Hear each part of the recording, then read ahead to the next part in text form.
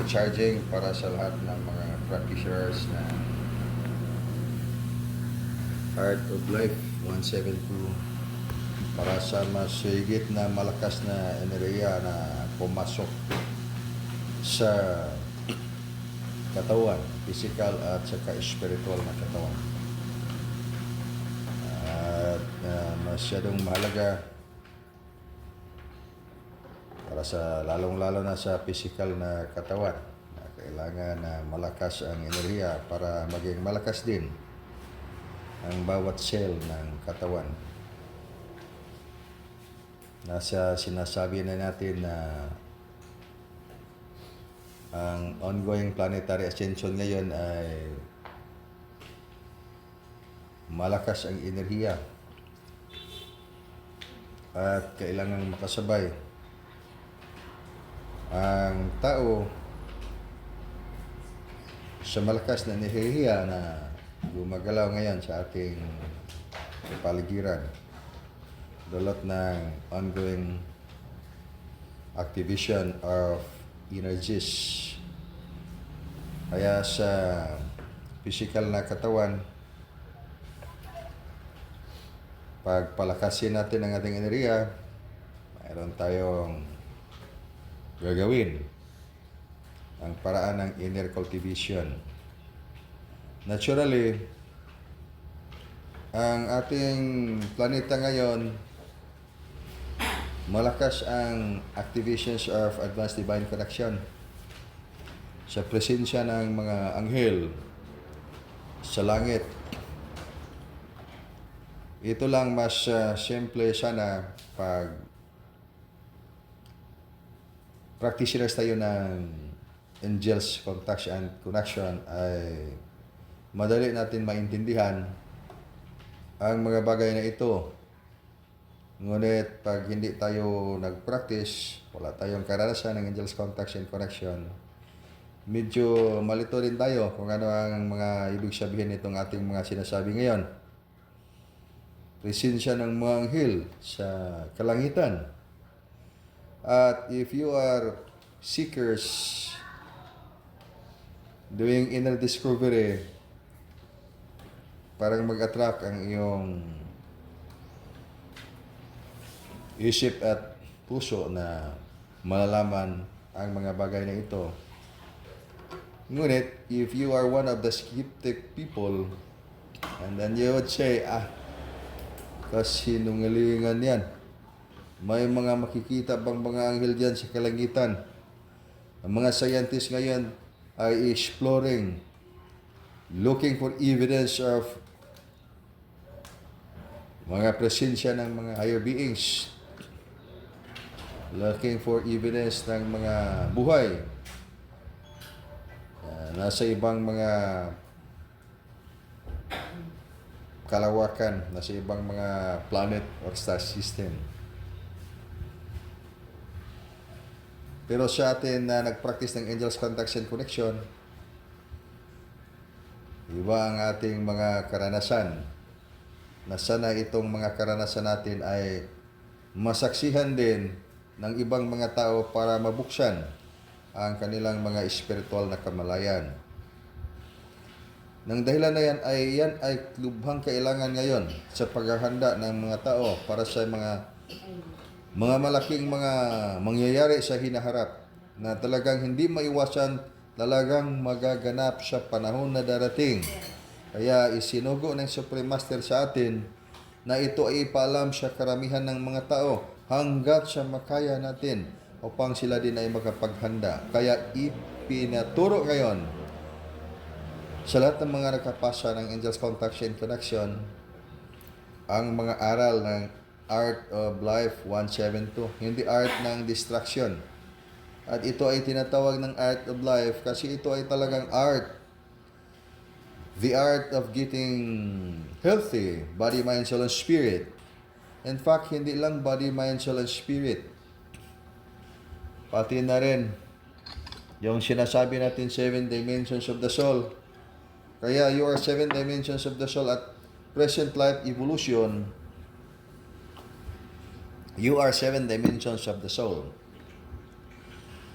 At yan ay ang katotohanan ng sabihin ng isang tao na naghahanap sa liwanag ng Diyos o naghahanap ng Diyos. Sabihin niya sa kanyang sarili na ang Diyos ay nandyan sa iyong kalooban. Nandyan sa kalooban. Kung saang parte ng kalooban yan, ayan ay sa 7 dimensions of the soul. Kaya you have the fundamental definition of yourself, body, mind, soul, and spirit. Ng Diyos mismo ay talagang nandyan sa inyong kalooban. Pati ikaw mismo ay yun. Nandyan ka sa iyong kalooban. Pati yung malahat ng mga araw, mga bituin, mga bulan, nandyan sa iyong kalooban. But these one things are difficult to understand when we don't have inner discovery. Well, just only watching the classical universe. Na ibig sabihin, ito bang material na mundo? Pag tingnan natin itong material na mundo, ito na tayo niya ating katotohanan makikita sa ating mga sarili. Kaya when you look at yourself in the mirror, yan ay katotohanan sa iyong sarili. Ngunit sa mas malalim na karunungan, yan ay classical, yung material na physical, manifestation ng iyong tunay na pagkatao ng ikaw ay spiritual. Kaya, yan ay pinakamalalim na batas ng Diyos sa langit na siya lang mismo, siya lang ang sambahin natin.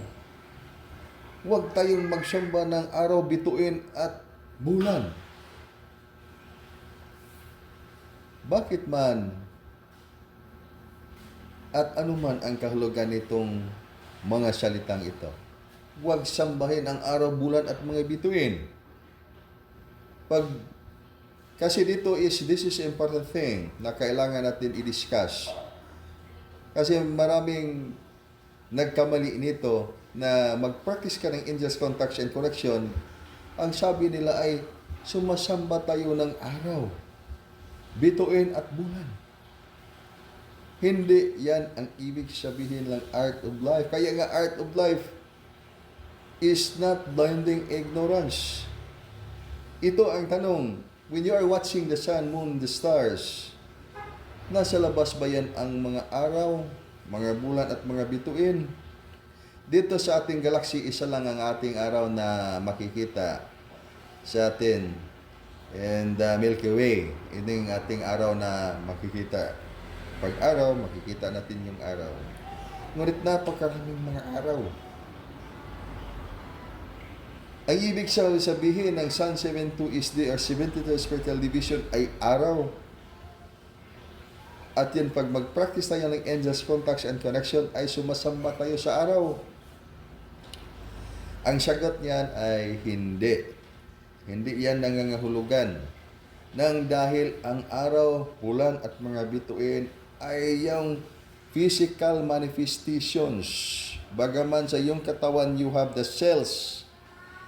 How many cells do you have in your physical that would compose your physical manifestation? Would be, sasabihin natin, 50 trillion cells.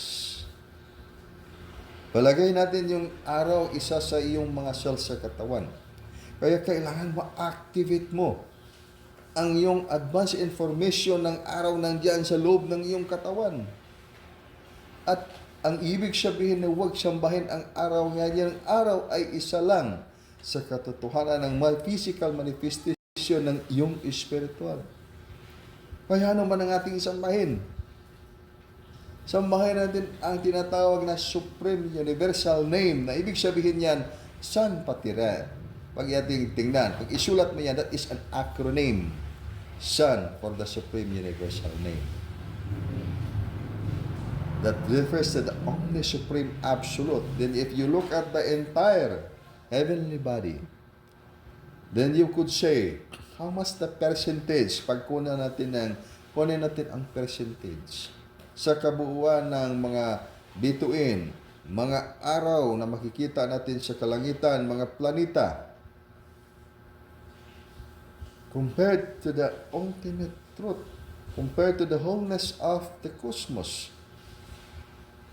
So we would say that even reaching 5%, sa napakaliit lang. But isama na natin yung advanced spiritual world.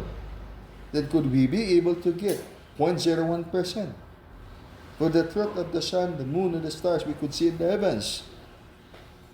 Then what do you mean by practicing art of life? Is it worshiping the sun, the moon, and the stars? The answer is big no. Hindi. That is realizing your oneness with Divine Mother Nature. Na ibig sabihin tayo ay may kaisahan sa lahat ng mga liwanag sa ating inang kalikasan. Kaya ingatan natin itong inang kalikasan, ang ating planeta, ang lahat ng mga bagay na ating makikita na angkop sa ating buhay. Kaya iingatan din ang ating planeta. Kaya ang ibig sabihin ng misyon ng dugukan sa lahat ng mga practitioners ng dugukan, ito ay ating kailangan maintindihan din. Pag sabihin natin dugukan, if you can wake up, pag makagising ka sa iyong spiritual na kamalayan, sa totoong spiritual na kamalayan, na yung araw ay diyan sa loob ng iyong katawan at isa sa cell sa iyong mga katawan. Kaya, mayroon kang advanced informations of spiritual function ng diyan sa loob sa iyong katawan. You may call it internal energy. For the basic lesson, internal energy. That is energy that comes from the bone. And when you stress your joints, you can express your internal energy. That is 90% powerful than the external energy or muscle energy. Kaya tinatawag natin bone energy, dugukan na enerhiya. That's the basic energy that you can use pag magawa ka ng inner cultivation. Then after that, yung mas malakas na version ng enerhiya na makukuha mo dyan sa loob ng mga cells ng katawan, ang tawag yan, advanced information of your spiritual function. Kaya man pag may makikita ka na araw dyan sa kalangitan, malaking bituin. Yan ay araw. Yan ay bituin. Yan ay bulan. Mga araw, mga bituin, mga bulan. Yan ay ang physical manifestation. And you have your divine connection with the physical. And what's the foundation of the physical? That is the internal and the advanced information of the spiritual foundation. Kaya sa loob ng iyong katawan, you have the information of the advanced spiritual function that is within the function of your DNA. And the foundation of that in the advanced formation, that is your information of the advanced spiritual world. Kaya tinatawag natin information of the advanced spiritual function. Kailangan mong maintindihan. Kaya pag if you are actually doing your angels contacts and connection, hindi ka nagsamba ng mga heavenly bodies, tinignan mo sila, yan ay you have your oneness with the heavenly bodies, your oneness with nature, Divine Mother Nature. Kaya makagawa ka ng malaking activation para sa iyong 7 dimensions of the soul. Itong physical na mundo ay napakalaking ilusyon. When you are watching the minor dimension from the above, but this is actually reality. This physical world is reality because you are swimming in the reality of this biggest illusion of the mind. Kaya tinatawag yan natin mind supremacy when you are at the foundation of your inner discovery under the secret, spiritual secret, or sa mga aralin ng dugukan. That is spiritual science. Spiritual science yan. Na ibig sabihin, to see is to believe, do not believe. What I would say, just do it. So you would have your experimental, not just only theoretical. Because you are more scientific of yourself when you do it by your actual practical lesson. Do your angels contact and connection. Sinasabi yan ng Diyos mismo, if you are biblical, naniwala tayo na ang Diyos, nakabase ka sa kasulatan, And that what would be more simple to explain. Ang dahilan yan ay nakasulat sa iyong aklat. My son, be wise. That means wisdom. My son, do not despise wisdom. All those words pertaining to the wisdom, that you need wisdom. Kailangan mo yung karunungan. Kailangan mo yung wisdom. Karunungan higit sa kaalaman. Lahat ng kaalaman would be pertaining to the supremacy of the mind. Kaya pag tingnan mo ang katotohanan, then you cannot avoid yourself using your mind. But how many minds do you have in your inner discovery when you practice angels contact and correction at the College of Mysteries, Secret Spiritual Secret? So, if at present life evolution, you are 9 connected bodies. Whereas in the 9 connected bodies, the lowest frequency would have 7 dimensions of the soul. Okay, kailangan na tayo dito ng aklat ng dubukan. At kailangan na din natin dito yung guidance ng dubukan para ating maintindihan. But of course, when we do not follow the direction laid out by dubukan, that would mean also that we cannot really understand. The meaning is, hindi natin yan madiscover. Nang yung pagpasok sa mga katotohanan na ibig natin ipahiwatig dito sa atin ngayon na mga activities ay katotohanan ng Supreme Omni-Absolute na matutunghayan lamang ninumang taong tumanggap sa kanyang liwanag sa paraan ng pag-practice ng Angels Contact and Connection. Ngunit, itong mga aralin na ito ay pwede din natin matutunan. Kung paano man natin ito matutunan, kailangan natin ang guidance. Ang guidance na yan ay Angels Contact and Connection. Art of Life. Sinasabi yan in the person of Jesus Christ, I am the way, the truth, and the life. No one comes to the Father pag hindi dumaan sa Kanya. Ano yung ibig sabihin yan? The way, daan. The truth ay katotohanan. Life ay yung buhay. Kaya, Art of Life, 172. Bakit may 172? Kasi maraming Art of Life. Ngayon lang, sa buong planeta, ang Art of Life ay nakasentro dito sa ating bansa. Pearl of the Orient Seas. Nandito ang Art of Life itinuturo. Kaya sinasabi ko sa inyong lahat na maging magtuturo kayo ng buhay. Hindi kayo maging magtuturo ng pagkawasak. Ang ibig sabihin ng magtuturo ng pagkawasak, that is blinding ignorance. Hindi natin alam na ito palang ating katotohanan ay produkto ng ating mga paniniwala na hindi natin magawang maduplicate, hindi natin magawang ipriba nang dahil hindi natin ito alam. Kahit pa ibig sabihin natin Diyos. Diyos ang ating paniniwala at Diyos din ang ating pinaglaban. Ang lahat bang ipinawasak ng Diyos noong unang panahon, hindi ba sumamba sa Kanya? Iba lang na paraan. May Diyos din sila. Ngunit iba lang ang paraan.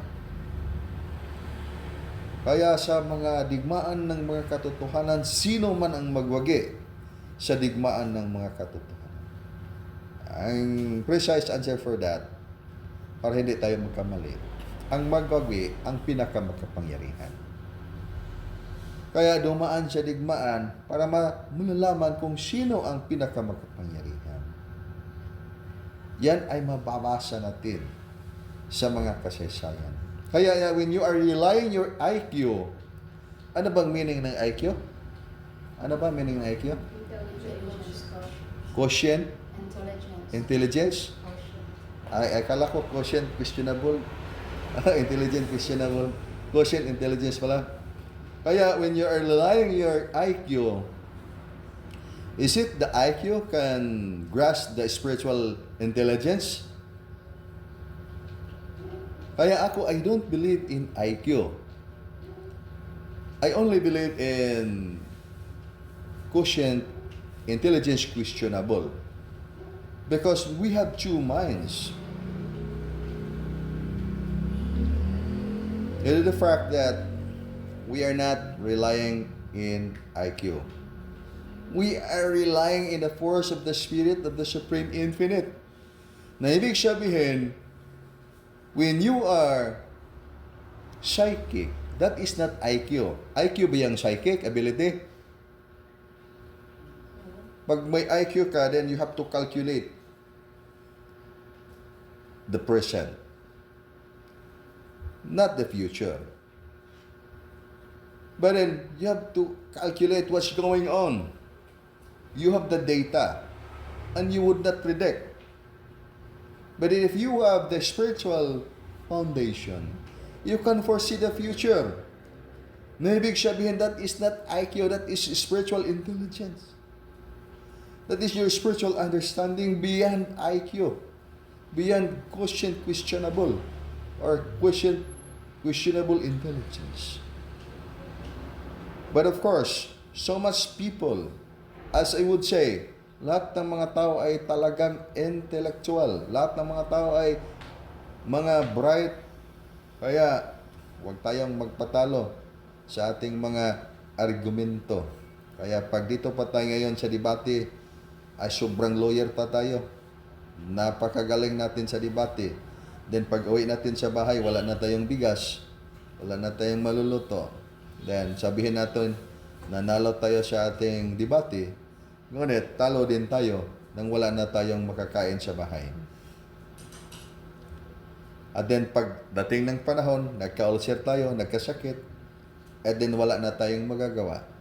Kasi marunong tayo at hindi tayo matalo sa kahit anumang argumento. Ngunit, sa bandang huli, wala din tayong magagawa sa ating mga katotohanan pag hindi natin tunay na nalalaman ang balanse ng material at saka sa spiritual. Kaya pag itanong natin ngayon ang batas ng Diyos, ano ba ang pinakamalalim ng batas ng Diyos na kailangan nating sundin? Pag hindi natin ito masunod, mawawala ang lahat nating mga kahirapan na kahulugan ng ating pagdedicate sa ating buhay noon sa ating pananampalataya ng Diyos. Kasi nabigo tayong sundin ang kanyang kautusan, my son, be wise. Nabisayaon tanang my son, be wise, anak.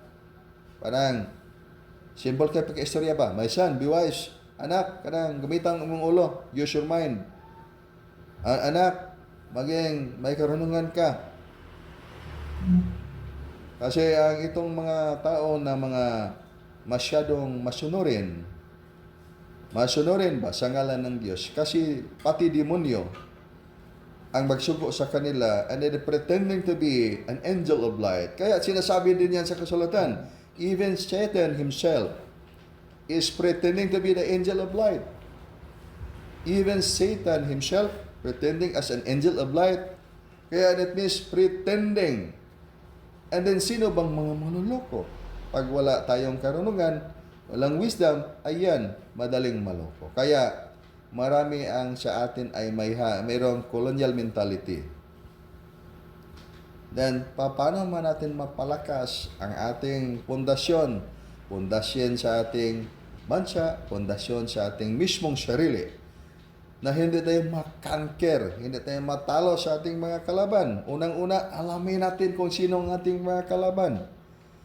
Baka yung mismo nating sarili ang ating kalaban. Hindi natin alam kung paano tayo gumising sa ating espiritual na kamalayan na siyang malaking hadlang sa ating malaking kahirapan dito sa physical na mundo. Kaya napakalaming mga problema ba makita ng mga tao. Ngayon, ang napakalaking problema ngayon sa mga tao ay yung mga personal issues ng buhay. Mayroong personal na issue na maliit lang, ngunit napakalaki na yan kahulugan sa kanilang mga buhay. Dahil sa panahon na gumising na sila sa kanilang spiritual na kamalayan, makikita nila pala yung parang tinuturo ng science science ay yung time travel. Totoo pala yung time travel. Totoo ba yung time travel? Yes. Kaya when you do your meditation and you have to walk, you have to fly, you have to teleport back to the future. Is it true? Mayroong back to the future. Kaya ba, pumunta ka sa future, pero pabaliktad, pabalik ba sa future? Ay, ibig sabihin back to the future. May katotohanan ba yan? Definitely may katotohanan yan sa spiritual world. Kaya, when you go to the future, and then, you would say that, I would have already existing in the future.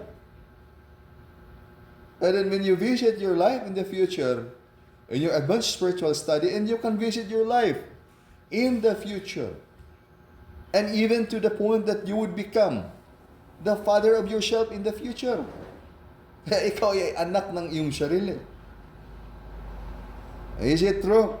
Of course, that is true. Kaya nga, we have the lesson in this formation, conscious astral travel. Maging conscious ka sa iyong spiritual. Itong lahat ng mga nangyayari ito ngayon sa ating classical na mundo, physical na mundo, ay illusion lamang when you are at the foundation of your higher reality. Na ibig sabihin, huwag ka mismong matalo sa iyong mga negative na emosyon nang dahil nakita mong lahat ng mga kahirapan sa mundo, nakita mong lahat ng mga kabiguan, mga emosyon na mga negatibo na nagdudulot sa iyo ng pagkawasak ng iyong espiritu nandyan sa iyong sarili. Nang yan, when you have that understanding of your life in the wholeness aspect of your meaning, and you could say that, ayan lahat talaga, mga data yan sa physical na mundo. You have had that done. All those experiences in life. Maging ang ina mo ay anak mo. Maging ang anak mo ay ina mo. Maging pati pa yon sa sarili mo. Ikaw mismo yung ama sa iyong sarili. In the lives of the many existences where you are actually existing. Kaya ano ang misteryo ng iyong buhay? Yan lahat yan ay matutunan mo yan sa iyong pag-aaral sa advanced spiritual study ng dubukan. In the actual mystery of your experience. Why I said in the actual mystery of your experience? Kaya sa misteryo ng iyong buhay, marami kang hindi maipaliwanag, ngunit ay iyong ma-experience sa actual personal life. You just do your lesson. Ang importante lang ngayon, ibinigay na mensahe ng Supreme Master. Ako lang ang magsasabi nito ngayon. Ang panahon ay hindi pa natin makikita mismo ang tunay na anyo ng Supreme Master. We are not yet seeing to the level of such spiritual development na pwede na tayong makakita mismo sa tunay na liwanag ng Diyos. Kaya inutusan ako ng Supreme Master na itura itong Art of Life. Para unti-unti tayong mag-develop into the higher level of spiritual foundation. Ang katotohanan nitong angels, contacts, and connection, ikaw sa iyong sarili ngayon, at present life evolution, you are 9 connected bodies. And the first, yung physical na katawan composed of trillions and trillions of cells.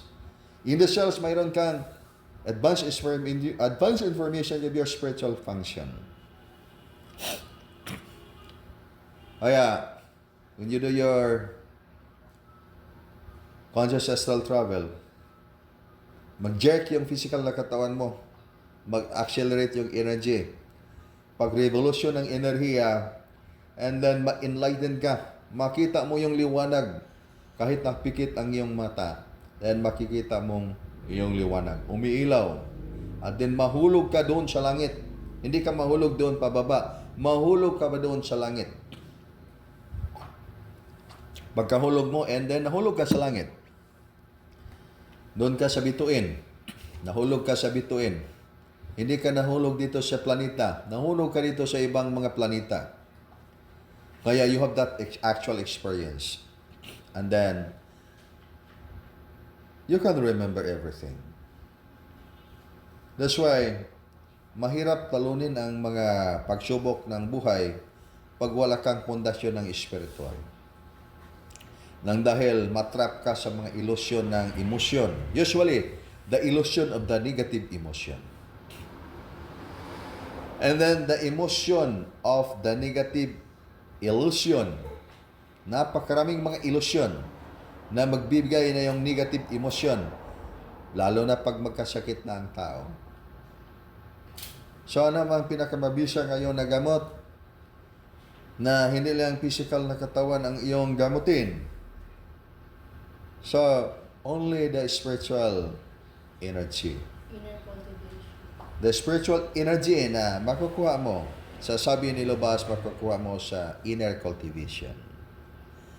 So, pag lahat ng mga tao in the religious sectors, sabihin natin religious sectors, it could be kahit anong ating mga relihiyon.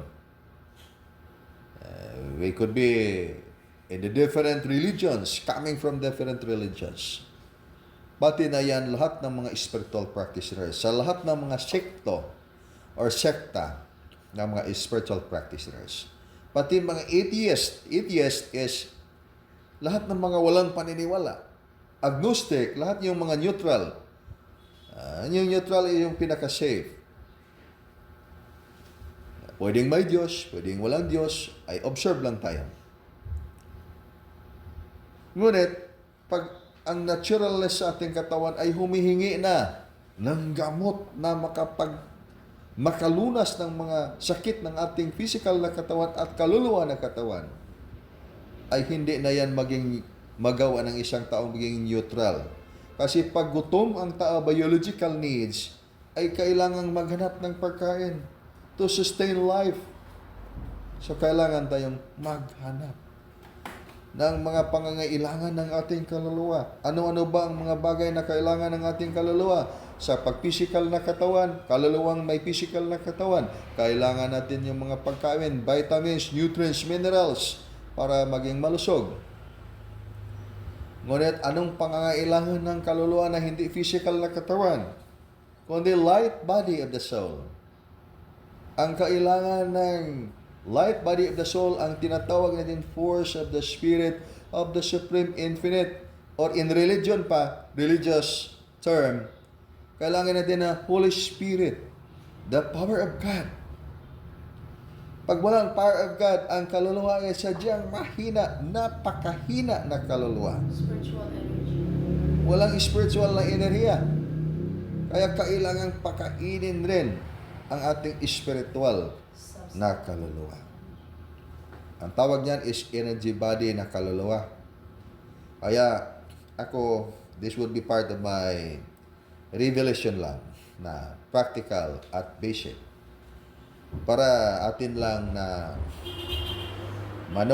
ma-reference lang at maging experience ninyo rin. Wala nang itong pagkakaiba din sa experience ninyo pag kayo ay magawa ng inner cultivation at the level at the division of the conscious astral body formation. During my journey, every time that I would sleep, pag matulog tayo ba, then normal na ito bawat panahon na tayo ay matulog, pati na hindi matulog. And then makikita natin itong mga kaluluwa, napakaraming mga kaluluwa, naghihirap ang mga kaluluwa. Bakit naghihirap sila? Naghihirap sila na dahil wala na silang physical na katawan. Sa may physical na katawan pa sila, naghihirap din sila lang dahil na mabigat ang physical na katawan. Napakaraming bagay kung bakit naghihirap ang physical na kaluluwa. Physical na kaluluwa. That is material. That I would mean you in your physical body. Then spiritual na kaluluwa without the physical body. Kaya may isang kaluluwa, sabihin lang natin kaluluwa. And then, I invited that guy, punta tayo doon, ang syudad ay nandun. Huwag dyan, hindi yan syudad, malayo pa yan sa syudad. Bay sabihin that is bangil yan, bangil kung sa atin pang pagkasabi. Bangin. Bangin. Okay, bangin. Thank you. Itong Tagalog natin, sometimes good, sometimes really, really good. No bad. Okay. Bangin. Sabi ko sa kanya, bangin yan. Doon tayo, punta tayo doon. Kasi yung tao na yun ay maestro man siya sa iyang spiritual na grupo ba. And then, I would say, doon tayo, Brad. Bro, doon tayo. Nandun ang syudad. Napakaganda ang syudad doon. No, hindi. Ito yung syudad na pinakamagaganda na syudad. Paano yung magandang syudad na bangin man yan? Ang kahulugan yan, hindi talaga alam ng kaluluwa. Kaya naghihirap. Kung bakit maghihirap ang isang kaluluwa, nandyan nababalot ang kanyang ilusyon. Nababalot ang kanyang isip sa kanyang ilusyon, sa katotohanan na nakabase sa kanyang paniniwala. Kaya nga tayo, pag maniniwala tayo ngayon ay malakas tayo. Ngunit, pag mag-join tayo ng tournament, palakasan na tournament, makikita natin na talong-talo tayo. Ang ating lakas ay 1% lang. Ang lakas ng mga kalaban ay 99%. Nandyan tayo sa ating paniniwala. Kaya sinasabi ng Diyos sa langit, my son, be wise. Na ibig sabihin, my son, be wise, wisdom. Ano ang kaibahan ng karunungan at saka sa kaalaman? Dito tayo sa bunga ng puno ng kahoy na ginawa ng Diyos. Sinabi niya sa kasulatan, huwag kainin ang bungang kahoy na nagbibigay ng kaalaman tungkol sa mabuti at masama. Ang pwede lang kainin ng tao, ang bungang puno ng kahoy na nagbibigay buhay. Ang bunga sa puno ng kahoy na nagbibigay ng buhay. Hindi, huwag kainin yung bunga sa puno ng kahoy na nagbibigay ng kaalaman tungkol sa mabuti at sa masama. Ano ang kaibahan ng dalawang kahoy na bunga na yan, kahoy na yan? Ang una, bunga ng punong kahoy nagbibigay ng buhay. Ang ikalawa, bunga ng punong kahoy nagbibigay ng kaalaman tungkol sa mabuti at sa masama. Hindi ba yan maganda yung matututo ang tao tungkol sa mabuti at sa masama? The start of polarity. The other. Yeah, that's it. Ang ibig sabihin yan, that is two different things. Knowledge and the wisdom. Sa panahon na kainin mo ang bunga ng punong kahoy na ibibigay ng kaalaman tungkol sa mabuti at sa masama, ay mamamatay ka. Na ibig sabihin yan, that is the beginning of the death. And it is the beginning of life. And the beginning of the death. Kaya sa spiritual study, yung fundamental natin, physical death is spiritual birth. Spiritual birth is physical death. Sa araw, sa panahon na kainin mo ang bungang punong kahoy na yan, na nagbibigay ng kalamangan tungkol sa mabuti at sa masama, ay mamamatay ang tao. Ano ba ang mamamatay? That is the same with saying that the world has the beginning. And when there is the beginning of the world, there is also the ending. Totoo ba yan o hindi? Nandito na tayo ngayon sa ating karunungan na ang mundo ay walang beginning at walang ending. Totoo ba yan ay hindi? Ayan ay katotohanan sa kabuuan ng kahulugan ng buhay. Sa katotohanan ng kabuuan ng buhay, ayan ay katotohanan, hindi mali yan. Mayroong mundo na walang umpisa, beginning, at walang hangganan. Walang katapusan. Nang walang beginning, wala ding ending. Mayroong klaseng mundo na yan, kaya yan, advanced spiritual world ang tawag natin yan. At mayroon ding mga mundo na mayroong umpisa, mayroong beginning, at mayroong ending. Kaya nga ang planeta natin, mayroong beginning, mayroon ding ending. Nobody can argue with that. Paano man natin maribatal yan? Na ang planeta natin ay mortal physical manifestation of the spiritual. You are also the mortal manifestation of your spirit. Na ibig sabihin, you have the beginning and you have the ending. That's why when you would have your physical death, and then you would have your spiritual birth. Pag mamamatay itong ating physical na katawan, malaki, malusog, and then we will be born in the spiritual world. Pag mamatay tayo sa spiritual world, sa ating astral body, and then we will be born in the physical world. That's the reality of the reincarnation. And then if we are in the belief but different concept, then we would say, that is not true. Reincarnation is not true. That is just hoax. That's just illusion. Well, that could be true because anybody can dwell in your belief. Kaya iyong belief ay isa ring dimension yan. But that is different dimension of your 7 dimensions of the soul. Outside the 7 dimensions of your soul would be different dimension of your belief, and that would be part within the 100 ways of the supremacy of the mind. Na ibig sabihin yan, ibang katotohanan na yan. And that would not last forever. You would say there is no reincarnation, but when you die by yourself, and then you would say, other would ascend life into the astral spiritual division, and you would stay there in the bangin, because you would say, this is the city of God, but you could not see God there in the place. Only mga bangin, mga kahoy, mga bato, at yung mga material na mga bagay na alam ng iyong pag-iisip. Kaya nga yan, if you have so less IQ, maging questionable na yung intelligence mo dyan. But if you have your spiritual understanding, that is beyond your belief. That's not human understanding. Kaya ipaturo sa atin ngayon, sa inyong lahat, na makinig at tumanggap sa katotohanan na ito, maging magtuturo kayo ng buhay. Ituro ninyo ang art of life. Ano ba ang aral na pwede ninyong ituro kahit sinong tao ay inyong maturuan? Kahit mga sinong klaseng, anong klaseng mga tao. Maski pa yung mga pinaka-intellectual na mga tao dito sa ating mundo.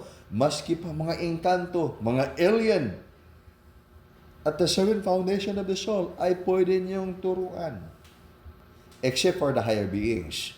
Hindi natin maturuan mga higher beings. Ngunit ang mga engkanto, mga aliens na maging aliens, sending their information here in the planet.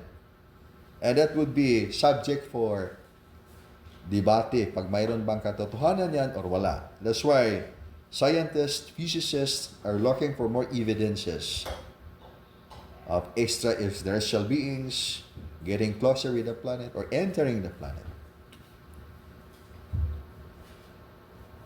Ito ang ating mundo ngayon. Ngunit, kahit sinong tao ay pwede niyong turuan ng art of life. Paano ba kayo magtuturo? Or makaturo ng art of life? The simple thing. Pag magturo kayo, paano man kayo magtuturo? Ituturo ba ninyo ang katotohanan sa pamagitan ng inyong mga bibig? Ay mahirap yan. Sa napakaraming mga magagaling at intelihenteng mga tao, hindi tayo matatakos sa pagtuturo ng katotohanan na yan. Maging ang ating ituturo pa ay maging mali sa mga magagaling na mga tao, magagaling na mga tao na magsasalita. So, mawala ang ating katotohanan. Kaya ituro ninyo ang katotohanan sa pamagitan ng inyong mga kamay. Saan ang Diyos? Ang Diyos sa langit, ituro sa inyong pointing finger. Ituro sa inyong kamay, yan, nandyan na ang Diyos sa langit. Hindi yan matagal natin maintindihan. Dahil itinuro talaga natin sa pamagitan ng ating mga kamay. Hindi lang sa pamagitan natin sa pagsasalita. Ay, art of life, the way, the truth, and the life. Who is the supreme master of the art of life? The way, the truth, and the life. That is supreme master of wisdom, Akadastan. Supreme Superlight Angels in so many ways, in so many times, repeated so many times. Nakasulat sa inyong kasulatan, clouds of fire, pillars of cloud. Sa mga panahon na ang Diyos sa langit na tinatawag na Yahweh, tinatawag na Diyos sa langit, nagapahayag sa kanyang presensya sa mga tao sa pamagitan ng liwanag na inilarawan ng mga manunulat ng Biblia na haliging panganod, haligi na apoy, o haligi na ulap. Yan ang mga pagpaliwanag nila, describing the presence of the Supreme Infinite, manifesting para sa makita siya sa mga tao in the forms of pillars of cloud, clouds of fire. That is written there in your testament. Kaya nga, Bisaya pa, ang Ginoong imong Diyos o sa kakalayong makasunod, God is a consuming fire. That is still written there in your testament. Kaya if you are reading the Bible, and then you would say na lahat palang itinuturo ng dugukan ay nakasulat yan dito sa Biblia. Kaya anumang kasinungalingan sa mga katotohanan ng ating ipinahayag ngayon. And in the scientific way, lahat ng mga itinuturo ng dugukan ay nakasulat yan sa ating inang kalikasan. Hindi na natin mababasa yan kahit hindi natin mabasa yan sa ating mga testamento. Ngunit nakikita natin actual physical in the scientific way. Kaya to see is to believe. To see is to believe lang tayo. And then if you use your Bible, if we have to use for our Bible, and then, no problem with that. Kasi ang katotohanan, if you are gold, that would be definitely gold. Hindi na yan magbabago. Kahit ating itapon pa yan sa putik, ang ginto ay ginto talaga. Kaya sabihin natin, ang mga anghel ng Diyos nandyan sa langit ngayon, in the blue skies, getting closer para ipaalam ang panahon ay malapit na. But this one thing is a big question. Ano ba ang panahon na malapit na? Katapusan ba ng mundo? Ang panahon ay malapit na. Near end of time. Ibig sabihin, may bagong panahon na darating. Ang bagong panahon na darating na yan, that is the golden age.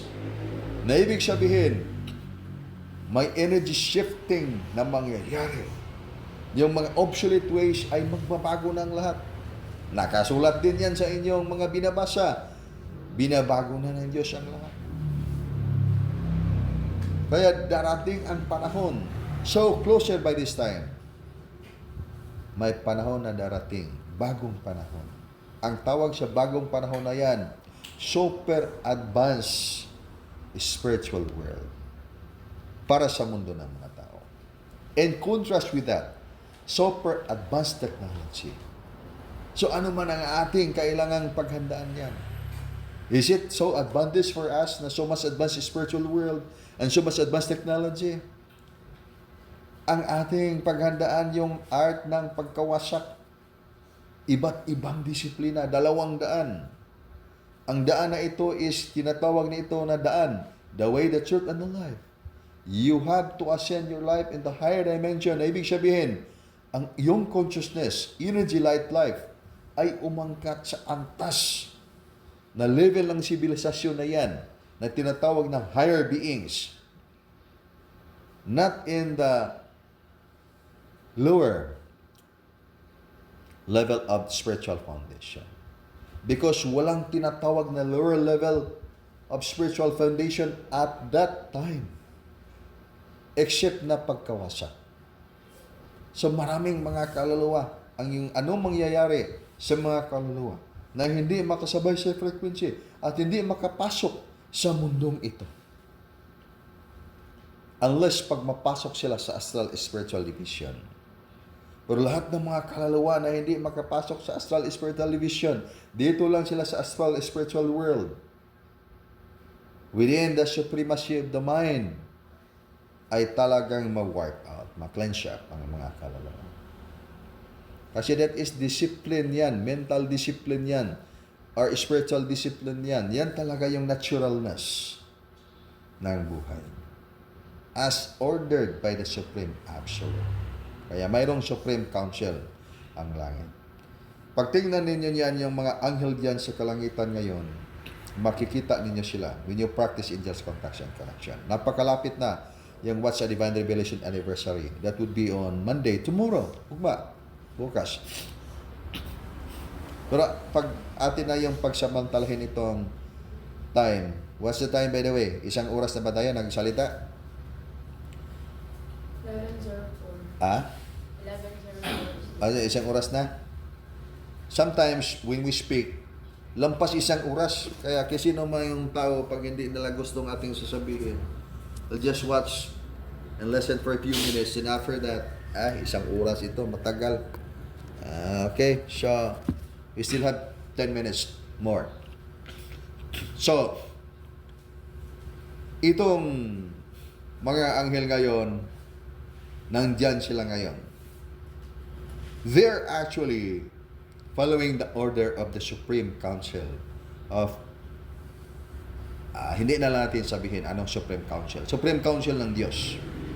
And if you read the book of Durukan, Book 1, Volume 1, and then you would read there, mayroong Supreme Council ang Supreme Absolute. At mayroong tatlong klaseng spiritual na mundo. Itong spiritual na mundo na ating nalalaman, mababasa natin sa kasulatan. Dito natin matutunghayan na may hierarchy itong mga anghel. Mayroong mga angeles, archangheles, seraphims, cherubims, and so on. So, 10 orders of angels. Itong klase ng mga anghel, yung mga anghel ay pwedeng makalapit sa tao at ang tao ay hindi masusunod. Ngunit sa antas ng kanyang higher na version ng katawan, ay yung klaseng mga anghel sa kanilang antas ng katawan na ang frequency ay napakalakas. Hindi pwedeng lumapit ng kahit sino mang tao at the level of the 7 foundations of the soul na yung frequency ay carbon atom life foundation. Kaya may enerhiya na hindi natin maipaliwanag. Even science is researching, doing their further research about dark matter, dark energy. Itong enerhiya na tinatawag nating consuming fire nature of God. Itong klase sa enerhiya na hindi pwede talaga yung lahat ng mga carbon atom life foundation na ma-expose sa enerhiya na yan. Ang enerhiya na yan kahit araw ay susunugin. Kahit apoy dito sa ating third dimensional reality ay susunugin. Fourth dimensional reality ay susunugin. Fifth dimensional reality ay susunugin. Kaya anong klaseng enerhiya na yan na hindi man pwedeng makalapit ang mga minor na frequency? Sabihin natin, the planet now is entering into the fourth dimensional reality, fifth dimensional reality. And some other people would claim they are already in the 11th frequency, 11th dimensional reality. So ano ang katotohanan? So lahat ay within the mind supremacy. Kaya if you look at yourself in the mirror again, and you would say, hey, this is the truth. At nababasa pa natin ito sa ating mga kasulatan. And then try to look at your page of what book you are using in your Old Testament. Would you be able to see there? May dyan na mga space project. Yung mga mayroon bang mga rocket dyan? Mayroon bang mga computers dyan? Hindi yan mababasa ninyo sa inyong mga aklat. Kaya pag yan ay gagamitin natin, sa angkop yan sa panahon ng unang panahon. Ngunit, ang angkop na ngayon, sinasabi din yan sa ating mga mababasa sa testamento na, anak, may karunungan ka. Darating ang panahon, tinuturo ng Supreme Master in the person of Jesus Christ na ipadala niya ang banal na Espiritu upang yung banal na Espiritu ay magtuturo sa katotohanan at malalaman ng tao ang katotohanan. This is actually the time that this is the time for the teaching of the force of the Spirit of the Supreme Infinite. Ibig sabihin, katuruan na kayo ng banal na Espiritu na kailangan natin marinig ang buses ng banal na Espiritu para ating matutunan ang katotohanan na magbigay sa atin ng landas na tayo ay makapasok sa higher na dimension na tinatawag na Supreme Governance of the Infinite Cosmic Family of Light. Kaya kayo, huwag kayong masyadong malungkot sa mga kabiguang nangyayari sa inyong buhay. Lahat ng mga kabiguan sa buhay ay ilusyon lamang. At ang tunay na kabiguan pag hindi kayo makagising sa tunay niyang spiritual na kamalayan. Babalik lang tayo when you do your conscious astral travel. Go back to the future. Ang future ay hindi pa nangyayari. Tama? Tama ba yan? Pag sabihin natin, go back to the future, ibig sabihin nangyayari ng future. Tama din. Kaya, puntahan ninyo ang hinaharap na nangyari na sa inyong buhay. At maging, mayroon pa kayong kakayahan na madala ninyo ang inyong physical na katawan because nag-transform kayo into Advanced Elemental Foundation body, not Carbon Atom Life Foundation any longer. Na ibig sabihin, hindi niya yan protons, neutrons, electrons, 666 na katawan. Naka-transform na kayo into Advanced Elemental Foundation. Walang classification dito. And then, pinuntahan ninyo ang inyong katawan sa hinaharap na nangyari na sa inyong buhay. At ililower down ninyo ang inyong frequency. At naging mayroon kayong physical na manifestation doon. At nangyari pa naging ama kayo sa inyong sarili mismo. Totoo, hindi. Totoo yan. Ngunit, kailan ba natin magagawa yan? Depende na yan sa inyong ginagawang inner cultivation pag pumasok kayo ng mga sacred dimensional formation. Mga portal na ibinigay ng Supreme Master na matutunghayan kay sino mang tao na gumagawa ng kanyang mga aralin in the mystical formation. Walang nakapunta doon at bumalik na nagsasabi na yan ay totoong katotohanan ang sinasabi natin. Well, that is true. Walang nakapunta doon at bumalik na nagsasabi. Pag ganun, paano man maging totoo ating itong sinasabi? Nandyan ay ang sabi ng ating makataong kaisipan. Ngunit sa mga tao na naiba na ang kanilang antas, huwag na nilang pakinggan yan. Kasi labas-masok sila doon. Labas-masok sila sa iba't ibang mga dimension. Kaya, if you are a moon 100 angel, doing your angel's contacts and connection, and then people doing angel's contacts and connection, makikita ng mga moon 100 itong mga tao. And then, when they go another dimension, and then that could be simply as thanking us where they would want to be. Nandun na sila. Kaya sa mga moon 100 angels, walang hindi magagawa. That is just very fundamental sa kanila. Kaya napakalaking kaibahan natin sa mga higher beings at the sector of the Supreme Governance of the Infinite Cosmic Family of Light. Nakapasok na sila doon. Sila ay gumagawa ng kalikasan. Tayo ay nag-aaral ng kalikasan. Kaya napakalaki ang difference. Kaya maraming mga bagay hindi natin maintindihan. Ang mahalaga lang ngayon ay ipinaalam ng Supreme Master sa atin. Nandiyan ang kaniyang mga anghel ngayon sa kalangitan. At binigyan tayo ng paraan na maka-illustrate tayo ng ating pagmamahal ng buhay na maging ding sanhi sa ating pagkatanggap sa Supreme Governance of the Infinite Cosmic Family of Light.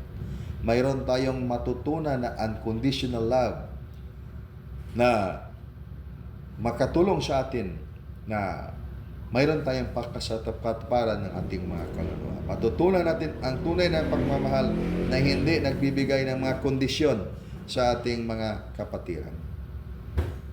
Kahit ano-ano ang ating mga paniniwala, iisa lang ang ating Ama ng diyan sa langit. Ay naniwala man dito sa iyo sa ating ibang mga pamaraan, ngunit pagpatuloy lang tayo sa ating pagkabukas, sa ating espiritual na kamalayan. Wala tayong dapat na pagkatakutan dito sa physical na mundo. Lahat ng mga kahirapan ay daraan lang yan. At sa pagpasok natin sa panahon na mas higher ang dimension, tayo ay totoong nagtagumpay. Kasama natin ang Supreme Master sa langit. Kaya lahat tayo ay kailangang magtagumpay kahit iba't iba pa ang ating mga paniniwala. Kaya yung katuruan, ang aral na ngayon na tinatawag natin Art of Life, the way, the truth, and the life. Katuruan yan, aral o ibigay na Supreme Master of Wisdom in the person of Jesus Christ, in the person or in the personality of Yahweh or any of the names na pinaniwalaan natin. No problem with that. So long as you do your angels contacts and connection. Para makakonect tayo sa Supreme Master of Heaven. And for more of the lessons na kailangan natin matutunan, you need the Book of Dugukan. And you need also actual lesson with the guidance of yung mga entrusted personnel na pwede silang makapagturo sa mga mas malalim na katuruan ng Supreme Master na ihinayag ngayon dito sa foundation ng Dugukan. This one thing, is it the 72 spiritual foundation or 72 spiritual division na itinuturo ng Dugukan ay ang kabuuan ng lahat. So sa lahat ng mga nag-practice ng Dugukan, sa lahat ng mga nag-practice ng spiritual foundation sa mga nakaraan at sa mga hinaharap, that could be within the function of the 72 spiritual foundation. That outside the function of the 72 spiritual foundation, just like belief system, in a belief system, when we believe that this is the heaven, and then I would say that is not the heaven, this is the city, and I would say that is not the city. And then sabi nila, this is the city because I had read my map. Akong binasa ito binasa natin ito sa ating aklat. And then I would say, that is not the city. Because ang sinabi ng inyong aklat ay yung city na yan. Totoo. Ngunit ang lugar na inyong itinuturo ay hindi yan totoo. Bakit sinasabi kong hindi totoo?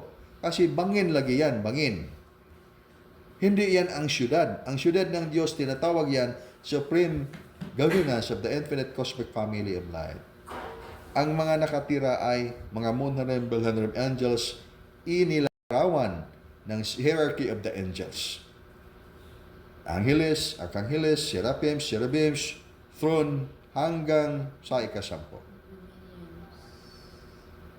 Mga immortal beings, hindi mga kaluluwa na walang mga physical na katawan na kailangan pa sila na makapasa sa lesson para sila ay magtagumpay at makapasok sa kaharian ng Diyos. Ay napakaraming kahulugan. Isang salita could be thousands of meaning. Then how would we know? How do we know that that could be the final meaning of the truth? Na kailangan nating makuha upang tayo ay makapasok. Ay balik tayo sa sinasabi ng Supreme Master, no one comes to the Father pag hindi daraan sa Kanya. So dadaan tayo sa Art of Life. The way, the truth, and the life. It could be the name of Jesus Christ. It could be the name of Buddha. It could be the name of... depende na sa inyo yan. Basta get the lesson. Get the lesson. Not just only the principle. Not just only the theory. Because kag ako sabihan ninyo na this is the truth of good, then I could give hundreds of meanings for being good. Much more when you would say, this is the kingdom of God. I could give you so many meanings of the kingdom of God. And then make drawings for the kingdom of God. And this is just like saying that this is the city. Would you been there in the city? And we would say, now this the city is so beautiful. Mayroong mga building, mayroong mga... And then, that's different. Because I'm talking about things that we would often experience by actual practical lessons of the conscious astral spiritual journey. And then beyond the astral spiritual body. What's the beyond astral spiritual body? Okay, this is the thing. When you talk about astral body, that could be at the solar center, ang kanyang terminal. That can enter the dimensions of the astral spiritual world at higher frequency. And then at the lowest frequency, and then astral lang yapon, ngunit dito lang, palutang-lutang lang sa ating paligid. Just enough to look at your physical body, sure up a few feet above your physical body, makita mo yung physical na katawan mo. Yeah, yung physical na katawan mo ay nakahiga. And then lumabas kasi yung physical na katawan. And then you try to go outside, even to fly, so difficult to do that. Hindi mo yan magawa kasi napakababa lang ang frequency ng enerhiya. So you need much higher energy. Ngunit pag sabihin natin, pumasok ka sa Supreme Governance of the Infinite Cosmic Family of Light, to join the governing star formations sa mga Olympic stars ng mga buhay, ay mahirap yan. Malayo, hindi kaya yan sa astral na katawan. Kaya the next your connected body would be fit to that. So anong sunod na katawan yan? Kaya you have your terminal or your super light body at your heart center. So, may maraming katawan na dapat mong gamitin sa angkop na dimension na dapat mong pasukan. Mahirap lang natin maintindihan yan. Ngunit, ng dahilan niya ay hindi yan itinuturo sa ating mga aklat. Ngunit sa panahon na ngayon ay ituturo yan kasi kailangan natin na tayo ay magtagumpay at makapasok. This one thing, the more we will become so intellectual, the more we'll be having so much blinding ignorance. Why? Because in your meditation, there is the command there, empty your mind. Why you need to empty your mind? Because you are so much vision in yourself. Makikita niyo napakarami ng mga katotohanan. Desire. Just imagine for a single second, how many thousands and thousands, more than 40,000 thoughts will come in your mind. Then how many thoughts people would be there in your mental dimension, as well as your emotion dimension. Kaya, wala nang lugar para makapasok dyan ang mga higher na mga karunungan. Kung punong-puno na ang iyong utak. So, kailangan natin itong mga katotohanan. At maghanda sa mga mas malaking mga bagay na darating. Mga pangyayari na mga magaganap. At yung mga anghel sa langit ay nandyan. Sending always the divine connection para sa lahat na tumanggap. And we don't have enough time to speak in this way here. I'll just we would be hoping to see you in the actual practical lesson for everyone. At ma-invite ninyo yung mga kapatiran, lahat ng mga taong gustong magtagumpay sa panahon na darating. Kahit ano pang ating mga paniniwala. Lahat, maging ang pinaka-genius na tao sa buong mundo ay kailangan nila yung katotohanan na ito. Pagbalaan sa kinabuhi at sa kinaiyahan. Bim.